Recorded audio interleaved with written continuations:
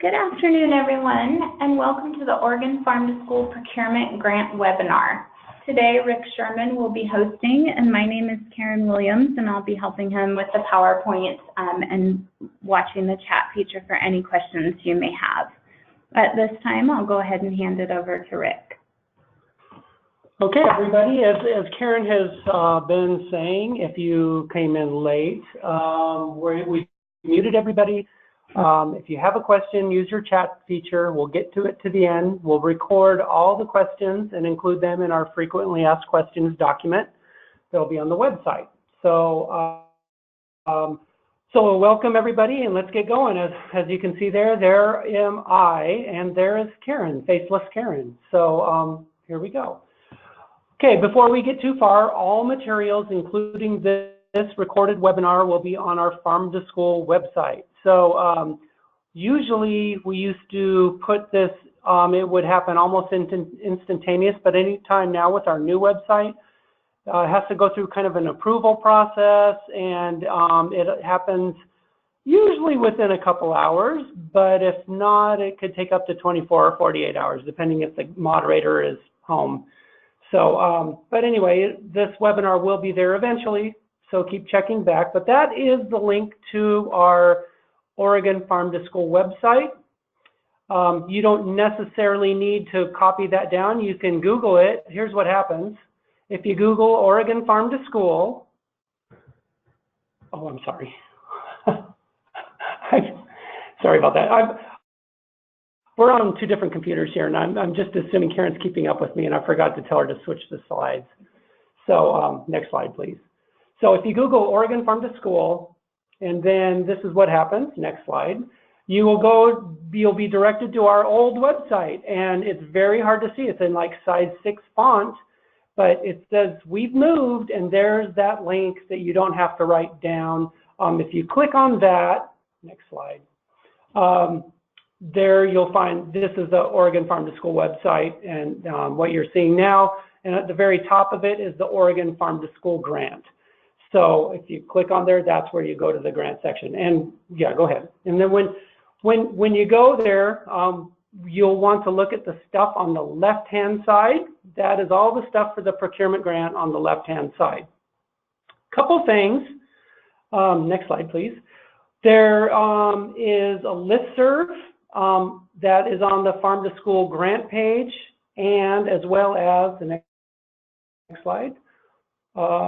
Yeah, keep checking the website for things as they change, because on the listserv, the next one, on the opening splash scene slide of the Farm to School page is a listserv, as well as the one I just showed you before. So you click on that, and that's how you join the listserv. And anytime there's a change in the grant, a substantial change, we will send out notices there. So that's our preferred method of communication. Okay, next. So this is a major change from last year's. You have opted in, we're assuming, but there is one chance to sign up for both school years of the biennium. It is for this school year and next school year. We made that abundantly clear in our announcements, but we've done this for a couple reasons. Number one, most school districts are acclimated now. Number two, it's a little bit hard to shut down and start up midstream in between the summer of school years. So that makes it a little, I can handle it, but 140 districts, it can be a little messy. So there's that. And also, this was the biggest reason, some of the smaller districts that only get a few $100s, it's really not worth it to them when we split the funds in half and say, here, you get half of your few $100. It's not even worth it for them to sign up for it and do the paperwork. And we thought if we were able to double the amount, give them all their money up front, it would make it easier on the smaller districts to have a bigger chunk of change to play with. So that is it. So it's for both years. Next slide. So today's agenda, what we're going to go over are some changes from previous years. We're going to go through the timeline. We're going to go over the reimbursement process and requirements and allowable and unallowable costs. There's a little bit of change in that this year. And reporting, and then we'll have a question session at the end. Okay.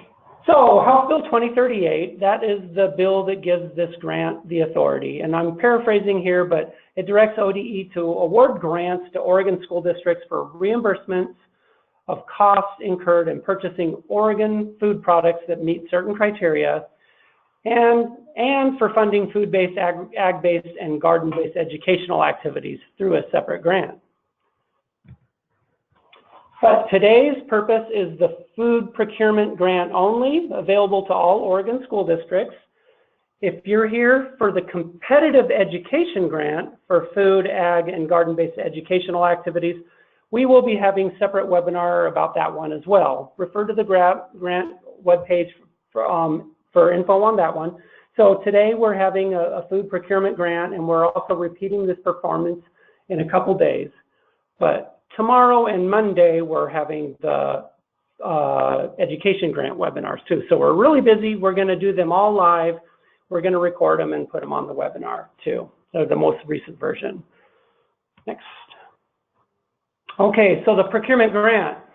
A little bit of history about this. We started a few years ago when I first got here for $200,000.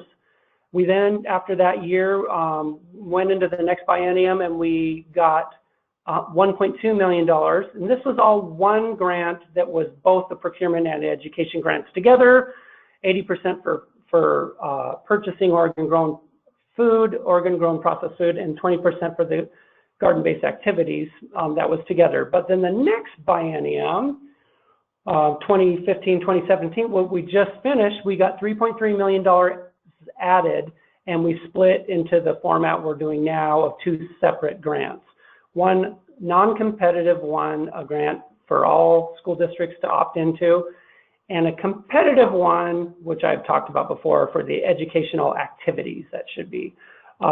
So that's where, next slide, that's where we are now. We have a new biennium, and pleased to say that they've renewed this, so we have the $4.5 million again for these next 2 years. So that's where we are right now.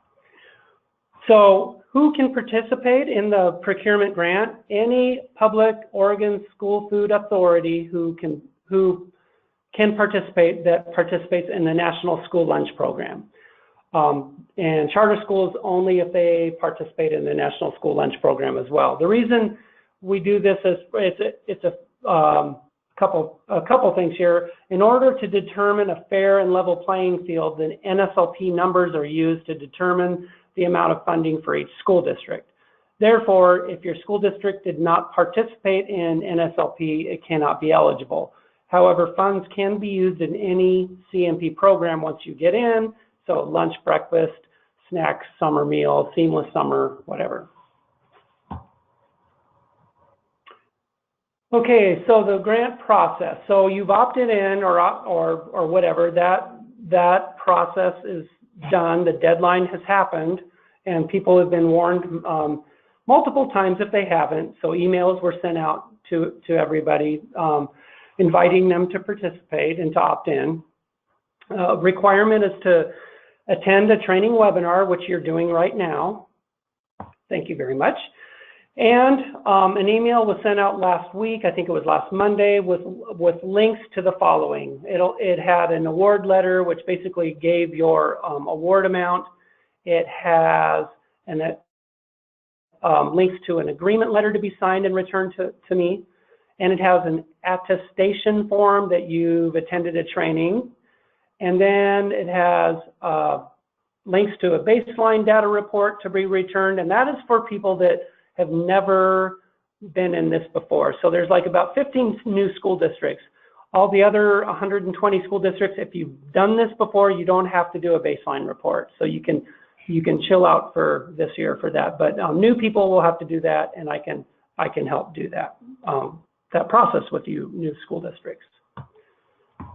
So the SFA, the School Food Authority, can then start utilizing funds once they've given me the agreement and the attestation form. They can start submitting claims, provided that you're set up into EGMS, the Electronic Grant Management System, which happens behind the scenes here. That took a couple weeks last year to get that going, actually. But you can start spending funds once you know what to spend them on, of course. And we can actually reimburse you up to some of your opening orders, like through, we can retroactively process those from July 1st. So that's pretty cool. But you can't claim anything past the school year. So that's what that means, not retroactive past school year 2017-18. All right, next slide. Okay, so today, like I said, this is a training option 1. Hopefully we'll get it posted as soon as we can. Hopefully today, this will be online for people to watch.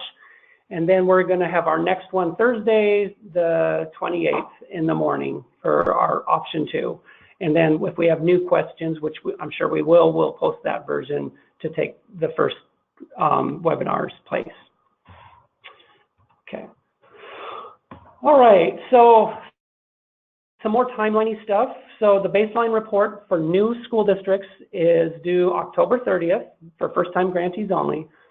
There's a progress report due next school year, September 28th, 2018.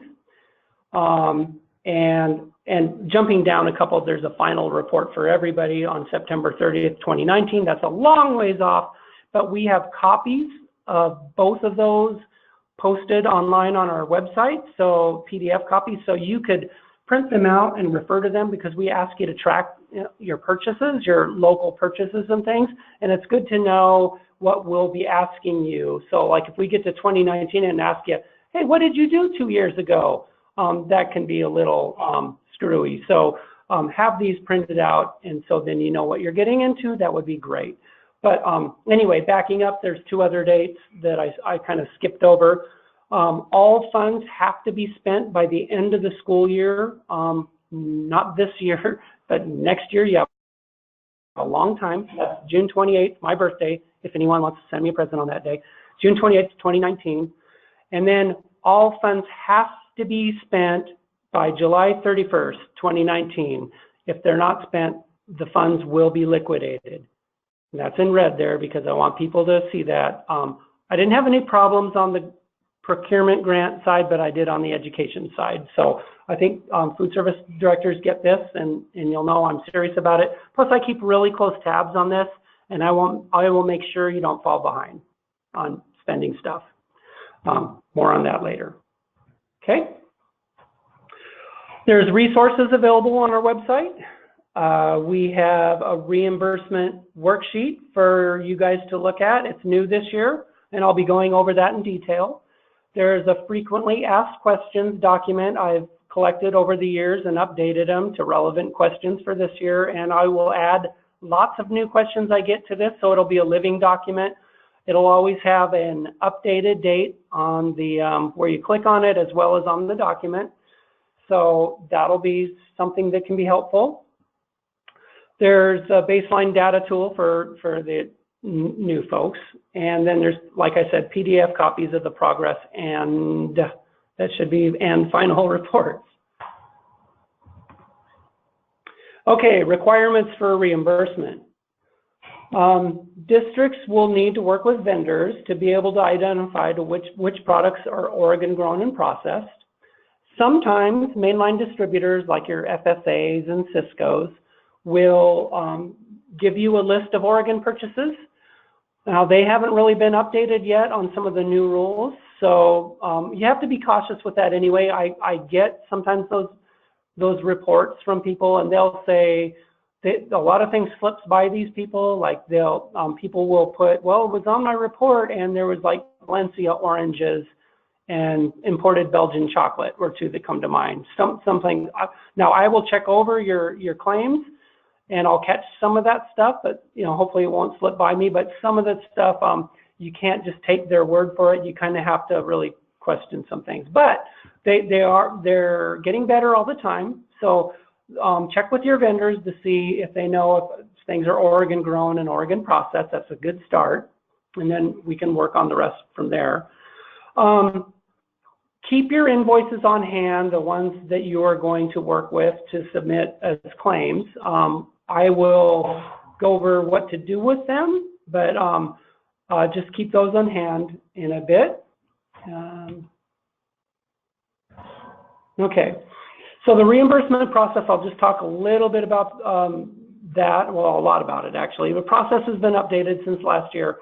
You still put in items on an Excel claim form, which is on the website, like I said, and we'll go over that. You fill it all in and you email it to me. And so that's my email there, and it's all over the website too. So, and most of you guys know my email, but it's rick.sherman@state.or.us. I suggest doing a monthly claim. A lot of people do that.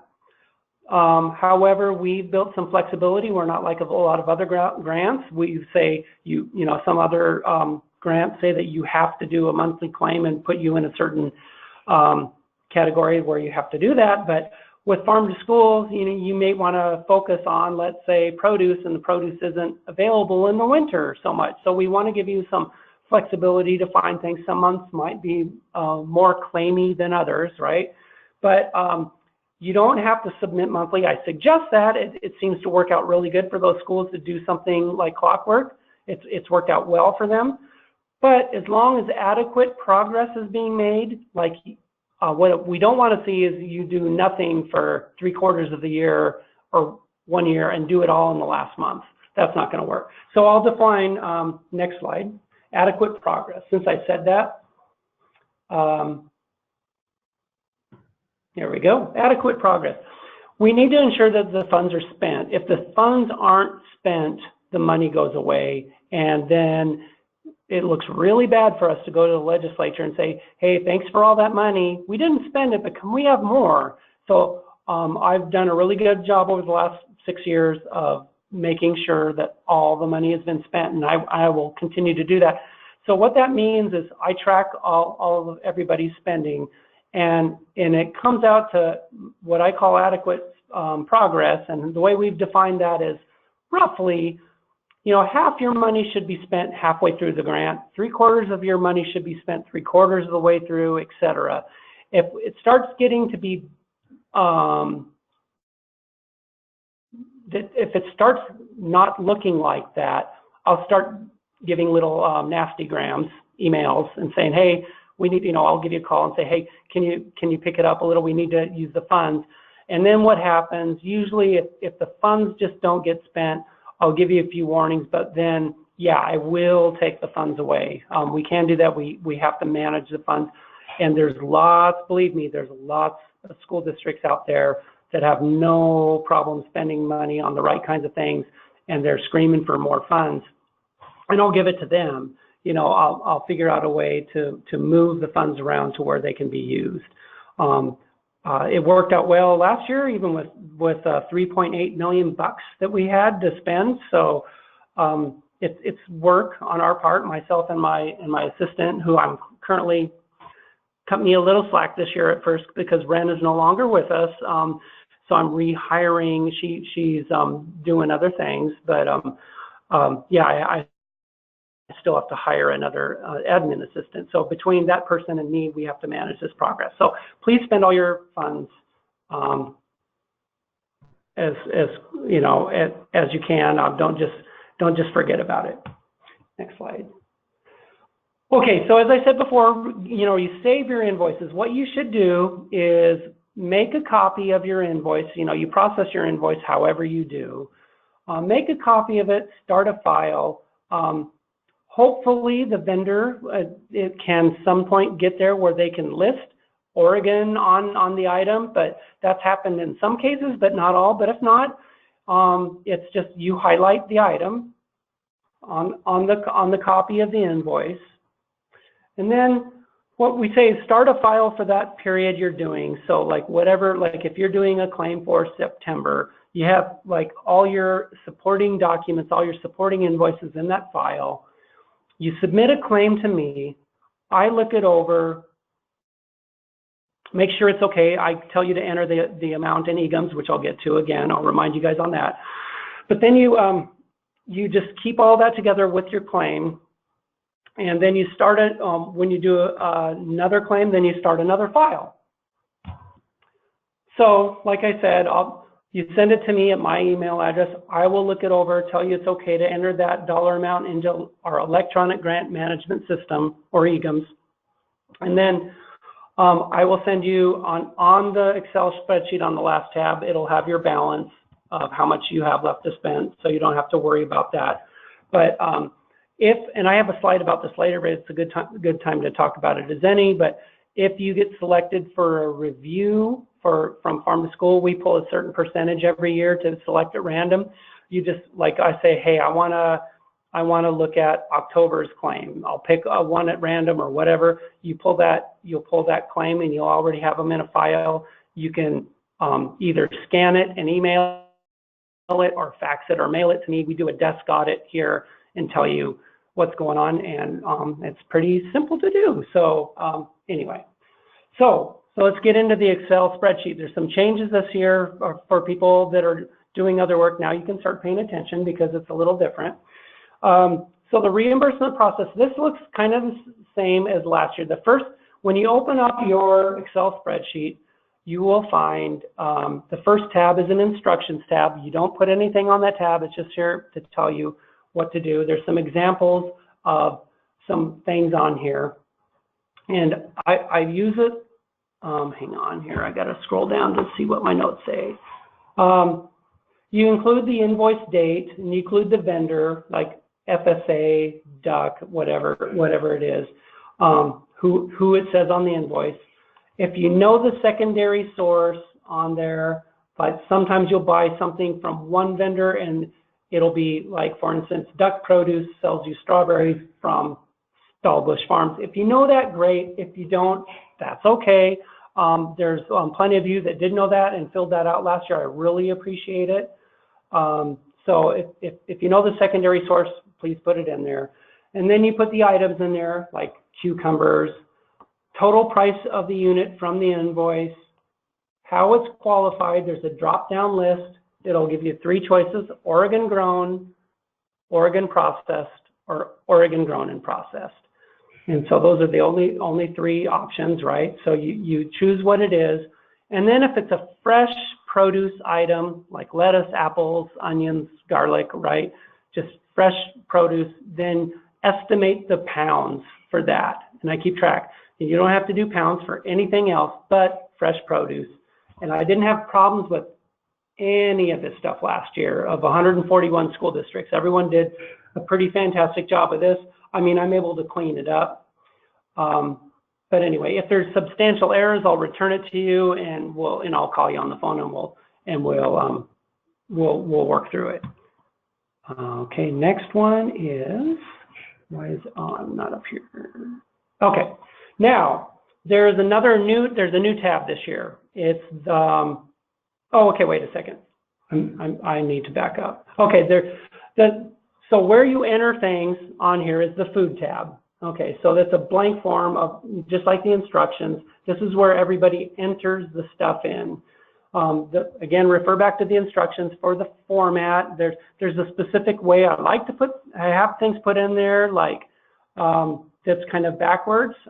I take all the data from this and I put it on a master sheet so I can track all the produce and sort it, so I can report back to the legislature how many pounds of produce, how many tons of produce we bought through this. It actually went to, I think I had 40,000 lines last year of items, so it's quite the document. So it's really nice if you follow my examples on the instruction tabs of how to put the stuff in, it helps me out a lot. But that will be good. But anyway, this is where you put the food items in there, and again, refer to the instructions, and you'll be fine.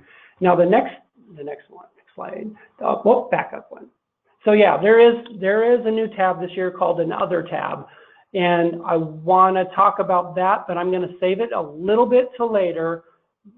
Next slide now. Yeah, because first we have to spend some more time on food, because there's some new rules that came down with allowable and unallowable costs for food that are different this year. So I want to spend some time, make sure we finish up food, and then I'll go back to that Other tab, and so that'll be important.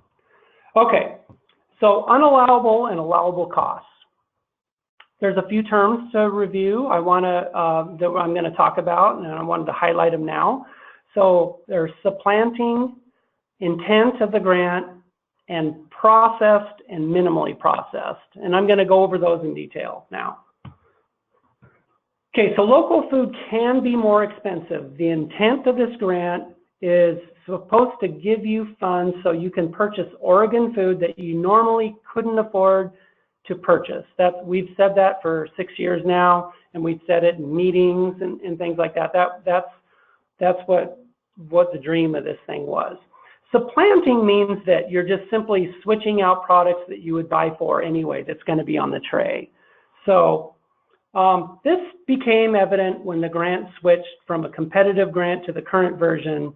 When it was competitive, I called my farm to school rock star schools that applied for it, they really got this intent, and they purchased the right kinds of things. But when we opened it up to 141 school districts, the pendulum swung the other way pretty quickly, and it was pretty alarmingly where we weren't following the original intent. So it's important to note that the items that I'm talking about are on the tray anyway. So if we stop reimbursing for some of those items, they're still going to be purchased from the school district, and therefore won't affect the Oregon economy or these companies. So that's important to know. So we're in process of defining the rules for these allowable costs. The State Board of Education is going to be talking on them very soon.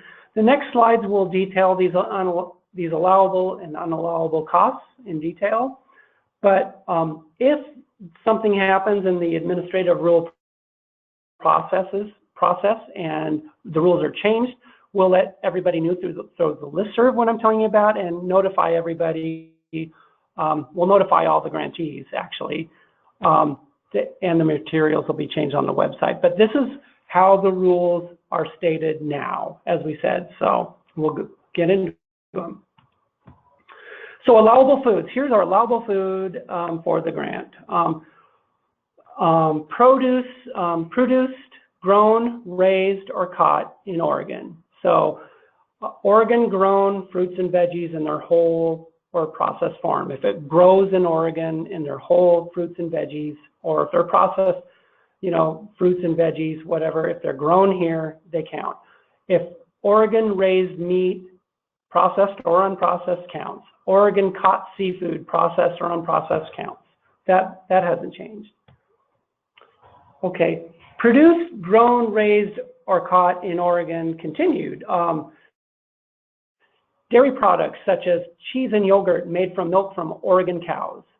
Grains grown in Oregon.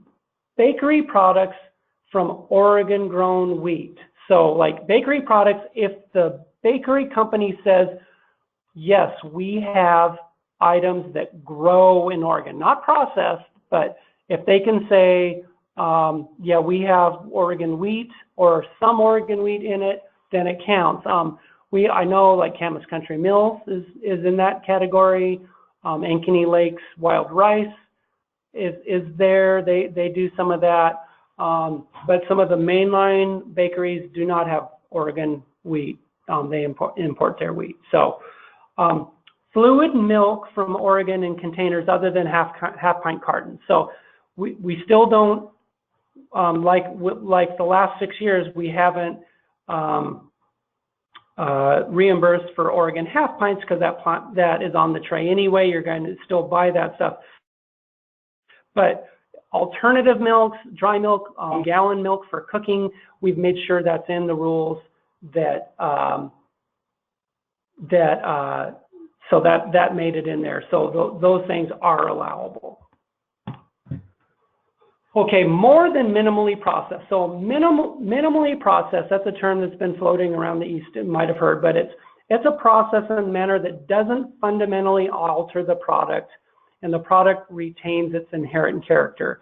So that means freezing, slicing, dicing, chopping, drying, shucking, grinding, forming food into patties, but just basically food, but you're cutting, chopping, or freezing it. That's minimally processed. That's not like you're not cooking it, canning it, or adding other ingredients and making a pizza out of it. That's processing. But minimally processed, anything more than minimally processed. So a processed food in Oregon, something that they're doing. So like applesauce, juice, veggie or fruit puree, hummus, salsa, cheese, yogurt, cottage cheese, pizza, granola, tortillas, chips, flour processed in Oregon. There's Pendleton Mills, there's Camas Country Mills that do that. They process flour. So things like that are processed in Oregon. Okay, or both produced and processed. So still grown, raised, or caught in Oregon. So these things, again, Oregon grown fruits and veggies, Oregon raised meats, Oregon caught seafood. Dairies from cheese and yogurts made from Oregon cows, dairies, Oregon grown grains, bakery products made from Oregon grown wheat. Like I said before, that's the same as the other category. Okay, so now here's some examples of unallowed foods. Some of these were the big offenders in our when we were looking at all of our reports over 40,000 lines. Fruits and veggies such as jicama, pineapple, oranges, lettuce, carrots, etc., grown in other states or other countries, and only minimally processed, cut or chopped in Oregon. So if there's some romaine lettuce that's grown in California but only chopped here, that doesn't count anymore. So milk and half pint cartons, that's no change from past years. Bread, buns, and rolls, again, grown without Oregon wheat. And then pan sprays, margarines, and mayonnaise. So those are the list of unallowable foods there. Okay, so it's kind of a short list. Now we realize that things have been, there are more foods on here that are unallowable than previous years, but there's good news here. There's more flexibility in this other category that I was alluding to later, this other category. This flexibility is pretty exciting. Normally when you purchase a case of hamburger anyway, not for this grant, but if you just purchase something, you have built-in costs that are in that that are in that case, like this case, like you buy a case of hamburger patties, let's say. There are costs in there like of sourcing the food, labor that they're forming those hamburger into patties. There's transportation costs that are built into that case of hamburger patties.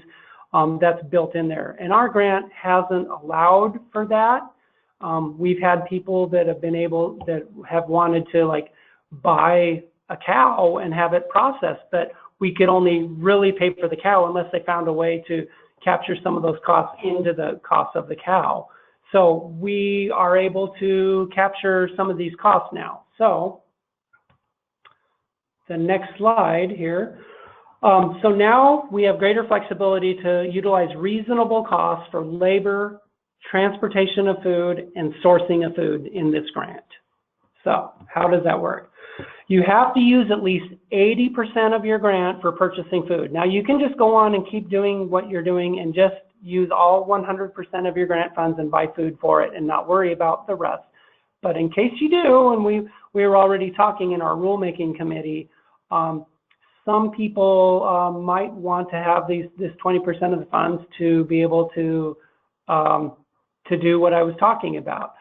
You can use 20% of your funds for purchasing reasonable costs associated with processing, transporting, and sourcing food. I'll give you some examples. So labor, sometimes folks can't use whole raw foods like 50-pound sacks of carrots, winter squash to make roasted winter vegetables, whole apples, because they don't have the labor to spare to do that.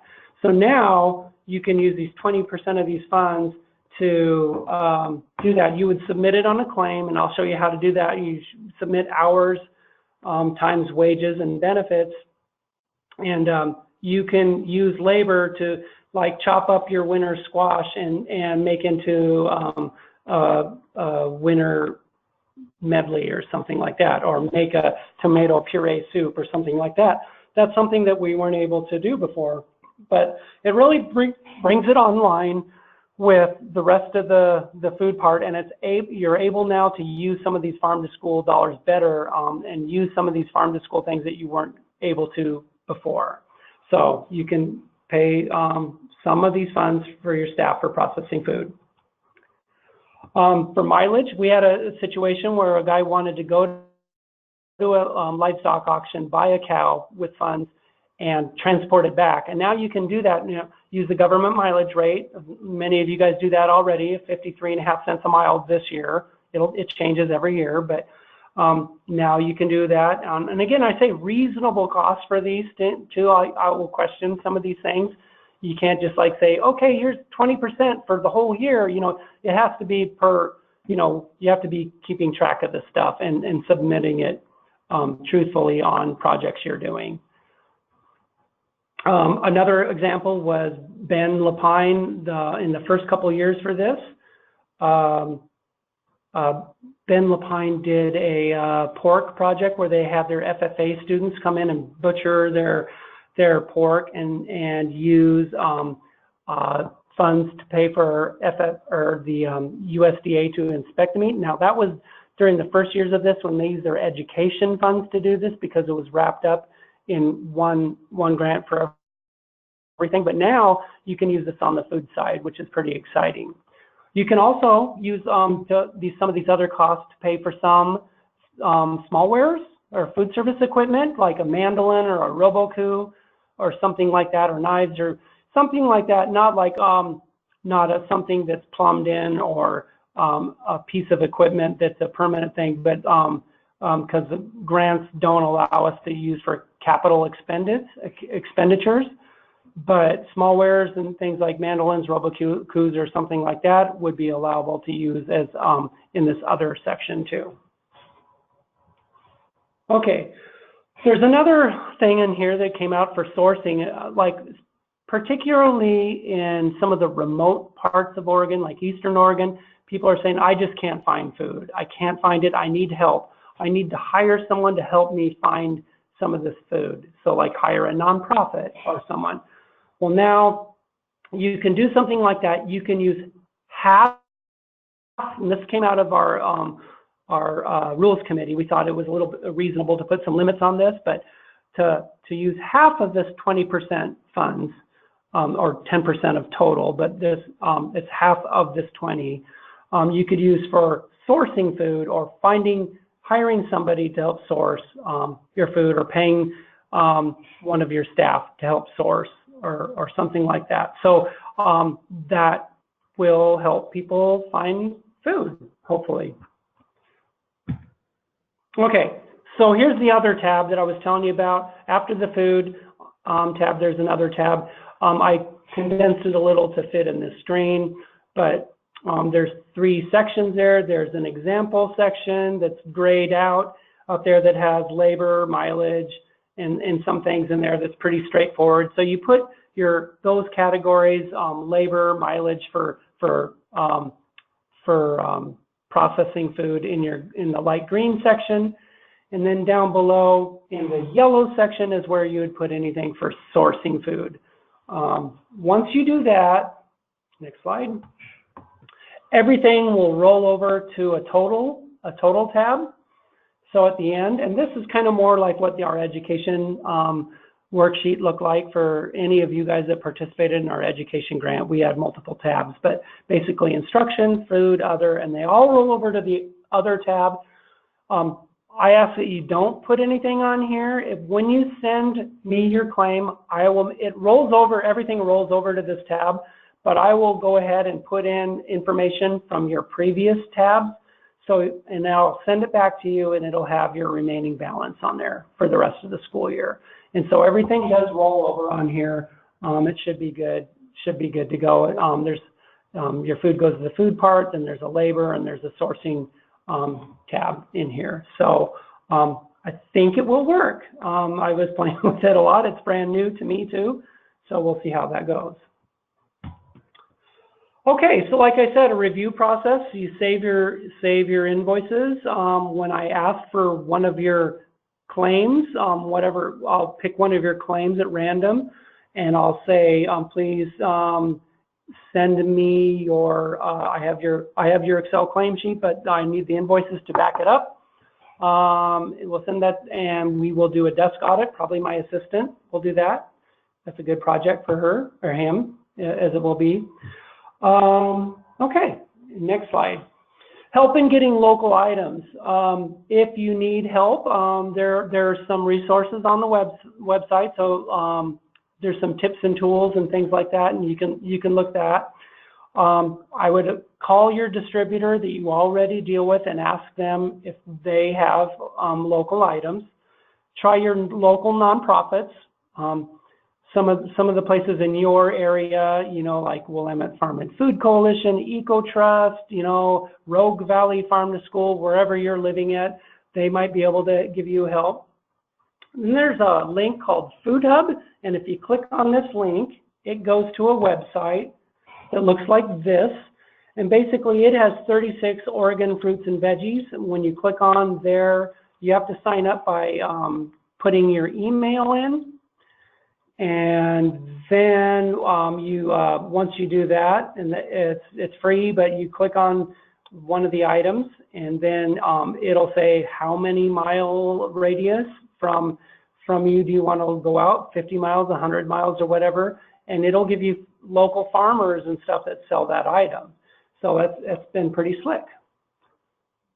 What time is it? Okay, all right, we're right on time. We're doing good.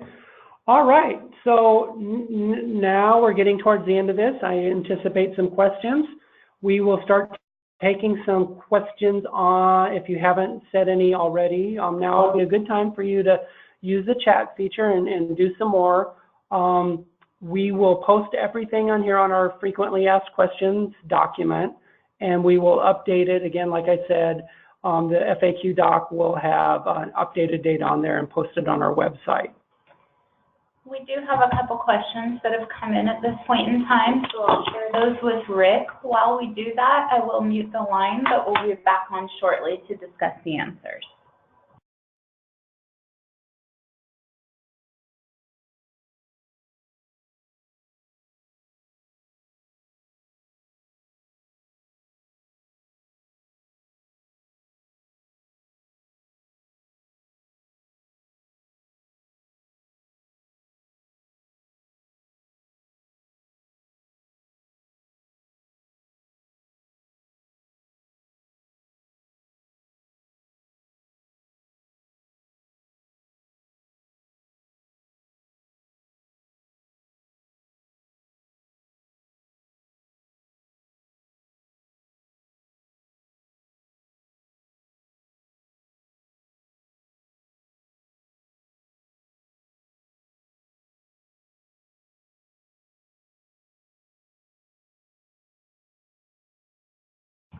All right, thank you guys so much for your patience. I'm going to go ahead and read the questions and Rick will discuss the answers.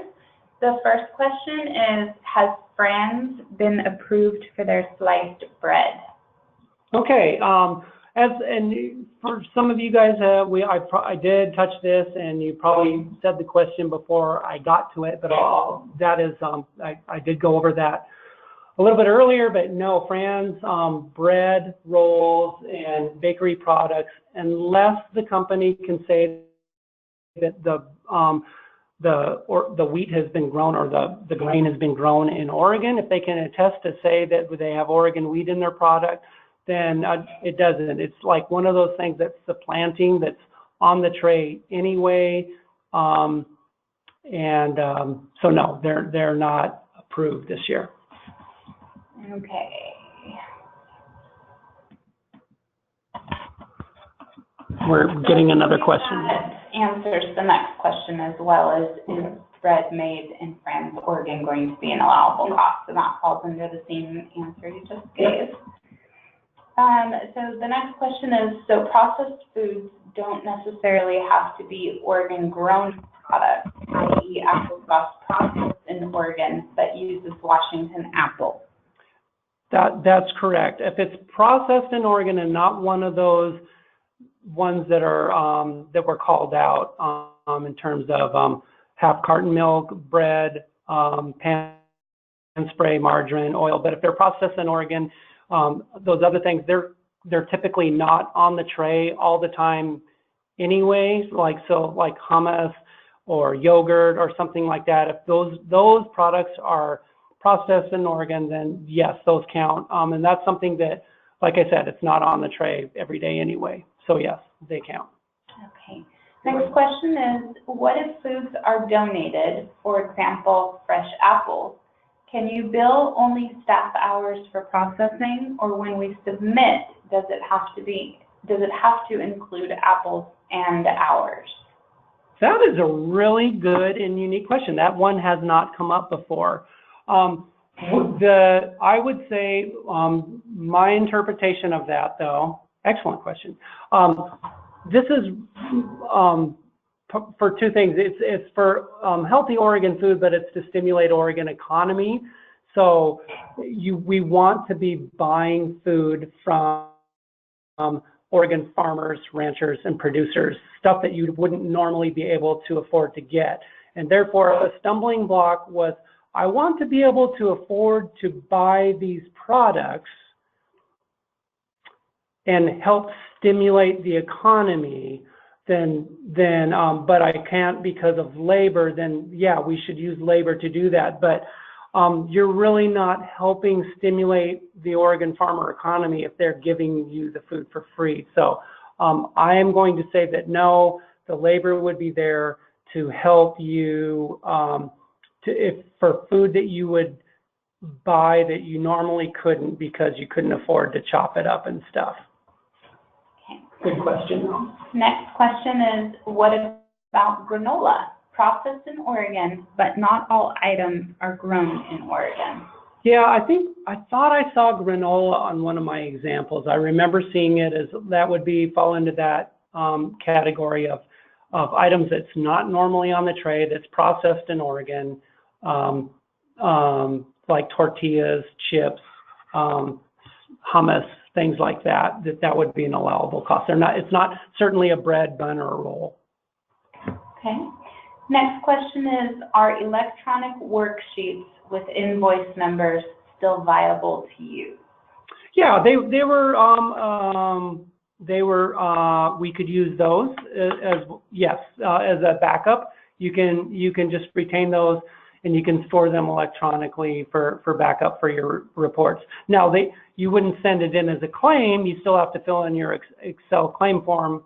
I think you know that too. I think your question was, yeah, but you can use electronic reports. Matter of fact, electronic reports that sometimes Cisco or FSA does. They'll say, here's all like a local spending report of everything you've done for the month. Of course, you know, I'll have to make sure that they're allowable costs on your Excel spreadsheet, but you can retain those for, yeah, that's certainly good proof that you've paid it.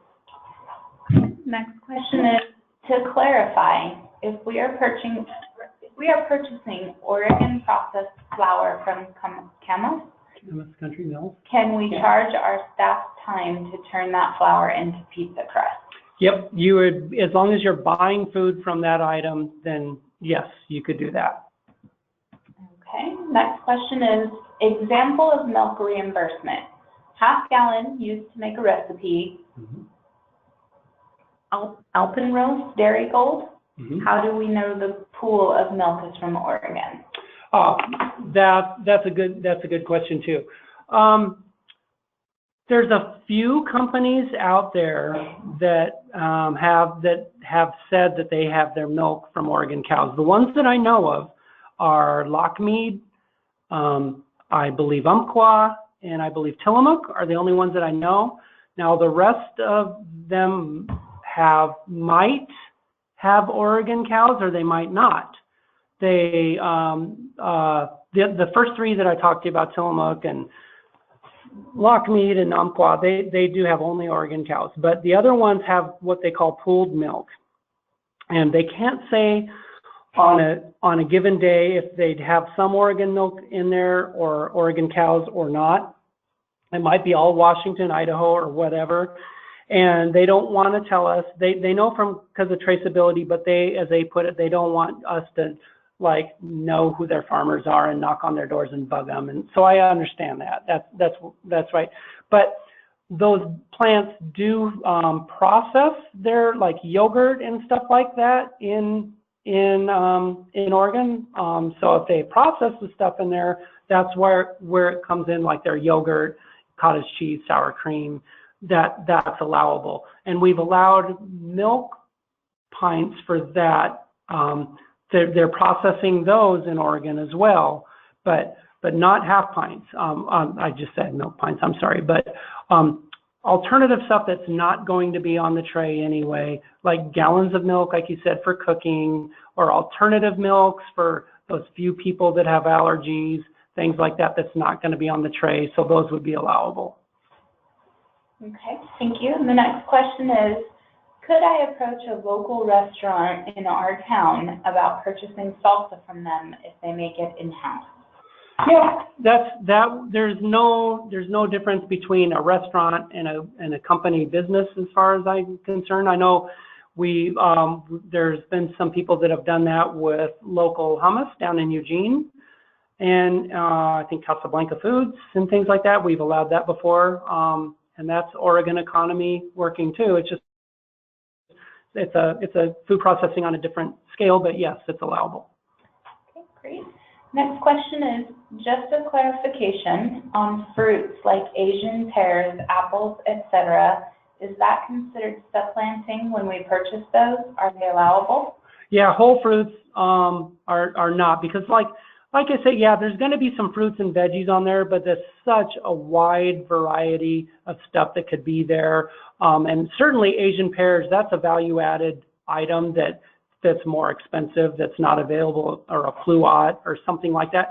But even an apple or whatever, whole fruits that are grown in Oregon count, period.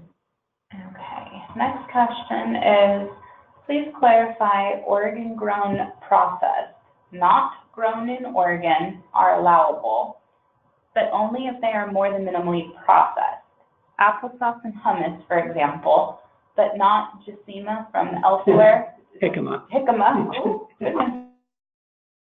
From elsewhere, only chopped, minimally processed in Oregon. Okay. Yeah, and I thought I said that, but if I rushed through that a little bit, that's true. Thank you. Thank you very much. Okay, next question is, what is the procurement process for purchasing Oregon-grown foods? What is the procurement process for purchasing Oregon-grown food? You have to, that's a good question. You have to follow your procurement process like you would normally anyway.